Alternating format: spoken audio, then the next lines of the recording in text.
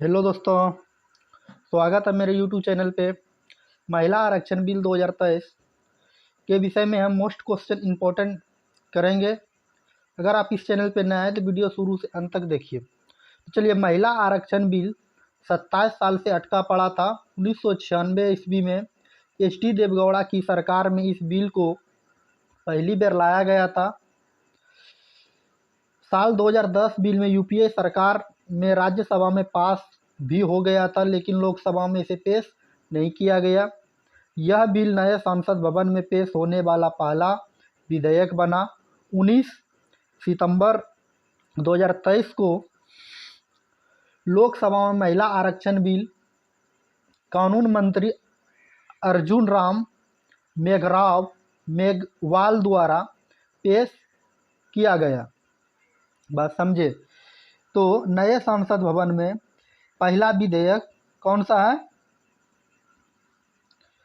तो महिला आरक्षण बिल 19 सितंबर 2023 ईस्वी को लोकसभा में आरक्षण पेश किया। 20 सितंबर को लोकसभा में पास हो गया। लोकसभा में पक्ष में 554 और खिलाफ में 2 मत डाले गए थे। 21 सितंबर 2023 को राज्यसभा में पेश किया गया। बात समझे? तो कानून मंत्री कौन थे? अर्जुन राम मेघवाल। लोकसभा में पास कब किया गया? 20 सितंबर 2023 को। राज्यसभा में 21 सितंबर 2023 में पेश किया गया है। समझ गए? इसके बाद देखिए, आगे कुछ पॉइंट होते हैं। तो देखिए, महिला आरक्षण विधेयक 2023 128वां संविधान संशोधन विधेयक है। महिला आरक्षण बिल नारी शक्ति बंधन अधिनियम नाम दिया गया। बात समझे? महिला आरक्षण बिल क्या है, इसके विषय में जानिए। महिला आरक्षण बिल आखिर है क्या? तो ये क्या, इस विधेयक में लोकसभा और विधानसभा में महिलाओं के लिए 33% आरक्षण देने का प्रावधान किया गया है। ये केंद्र सरकार द्वारा किया गया है।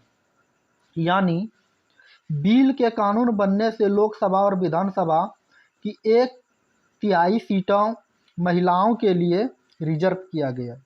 लोकसभा में अभी 543 सीटें हैं। इनमें से 33% यानी 181 सीट महिलाओं के लिए होगी।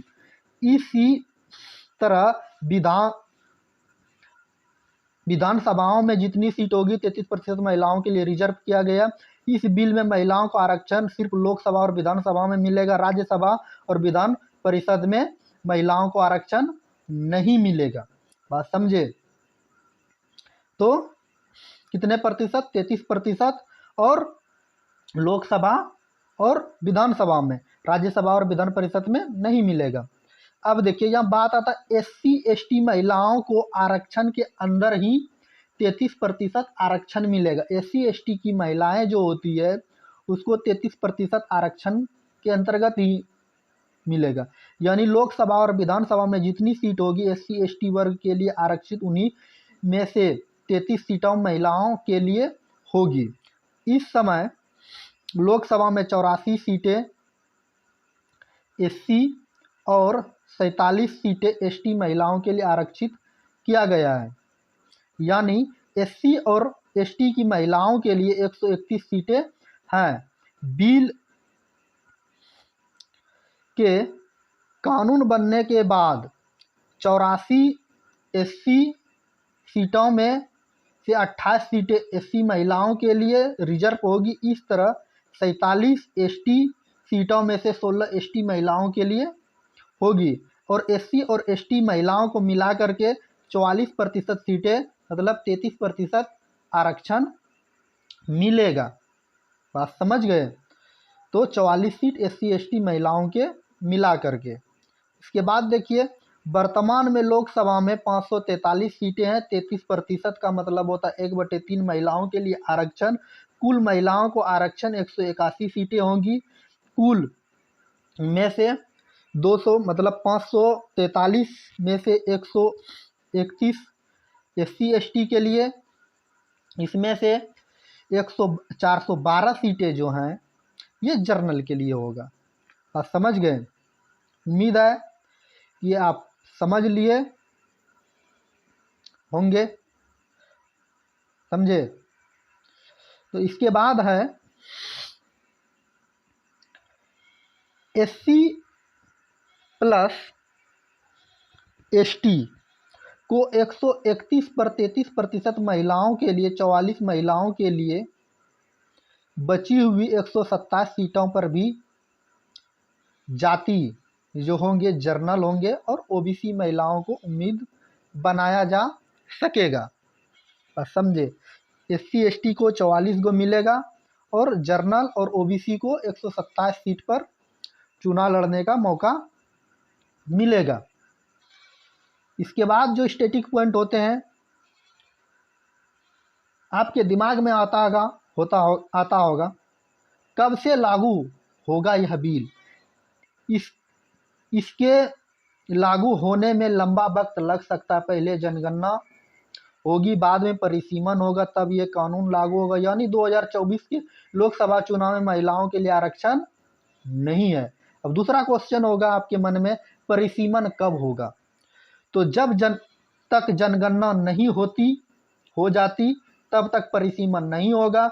अभी 2021 की जनगणना नहीं हुई है, 2024 के चुनाव के बाद जनगणना होने की संभावना है। संभवतः 2026 तक परिसीमन आयोग पर रोक लगी है।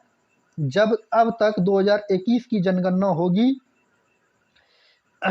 इसके बाद लोकसभा में सीटों का परिसीमन होगा। यानी 2029 या 2034 में लोकसभा चुनाव में महिलाओं को आरक्षण का फायदा मिलेगा। 2024 में मिलने वाला नहीं है। 2029 या 2024 में लोकसभा का फायदा मिलेगा। तो बात समझ गए। अब अगर पिछले देशवासी 2002 में परिसीमन हुआ था और 2008 में लागू किया गया था।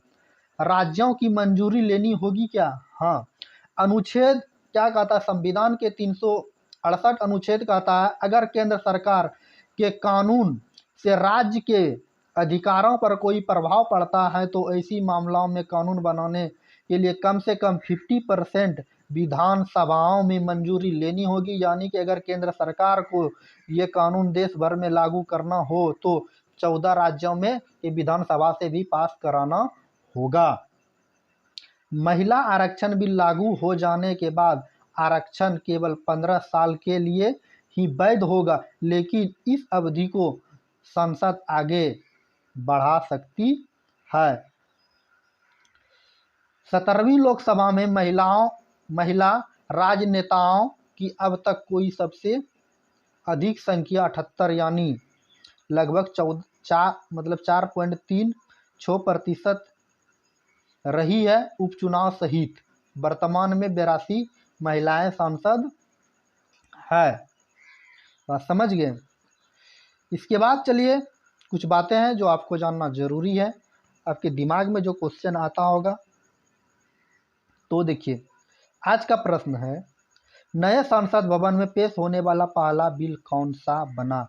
हमारा नया संसद भवन जो बना उसमें पहला संसद भवन में पहला बिल मतलब विधेयक कौन सा पास हुआ। तो इसका करेक्ट आंसर हो जाएगा नारी शक्ति बंधन अधिनियम 2023। समझे। इसके बाद 2 नंबर क्वेश्चन, लोकसभा में महिला आरक्षण बिल अधिनियम 2023 किसने पेश किया। तो इसका करेक्ट आंसर हो जाएगा option number A, Arjun Ram Meghwal, विधि एवं न्याय मंत्री। बात समझे। नेक्स्ट क्वेश्चन है, लोकसभा में महिला आरक्षण बिल किस नाम से पेश किया गया। इससे पहले बताया जो ऑप्शन नंबर बी पे है, नारी शक्ति बंधन अधिनियम 2023। महिला आरक्षण बिल 2023 क्या है, तो लोकसभा और विधानसभाओं में महिलाओं के लिए 1/3% आरक्षण प्रदान किया गया, जो option number B correct answer होगा। इसके बाद नेक्स्ट क्वेश्चन आपके सामने है, नारी शक्ति बंधन अधिनियम 2023 में कानून बनने के बाद किसमें आरक्षण नहीं मिलेगा। इसका करेक्ट आंसर हो जाएगा ऑप्शन नंबर सी, राज्यसभा और विधानसभा। बात समझे। इसके बाद आपके सामने जो प्रश्न है आज के लिए, जो आपको कमेंट बॉक्स में इसका आंसर बताना है। पुरुष एशिया कप 2023 का खिताब किसने जीता? तो इसका करेक्ट आंसर आपको बताना है कमेंट बॉक्स में। ये आपके लिए आज का प्रश्न है।